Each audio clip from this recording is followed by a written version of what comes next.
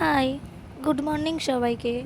আমি সঙ্গীতা চলে এসেছি আবারও একটা ছোট্ট ভ্লগ ভিডিও নিয়ে। দিনটা ছিল সোমবার, আর এদিকে পিসিও সকাল সকাল স্নান করে বসে পড়েছে ঘরের ঠাকুরকে পুজো দিতে। তারপর চলে এসেছিলো আমাদের গঙ্গার জল, যেহেতু বাড়িতে গঙ্গার জল ছিল না, ওই জন্য অর্ডার করে দেওয়া হয়েছিল, চলে এসেছিলো 5 মিনিটের মধ্যেই।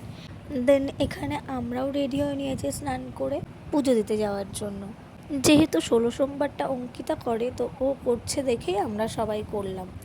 আর তাছাড়াও এই দিনটা আমার জীবনের একটা বিশেষ দিনও ছিল। দেন আমিও মহাদেবের মাথায় জল ঢেলে আমার বিশেষ দিনটাকে আরও সুন্দর করে তুললাম। পুজো দেওয়া কমপ্লিট করে ঘরে গিয়ে আমি ফল খেয়ে নিয়েছিলাম, যেহেতু আমাকে বেরোতে হবে ওই জন্য। আর খাওয়া দাওয়া কমপ্লিট করে আমি আমার বিশেষ কাজের জন্য বেরিয়ে পড়েছিলাম।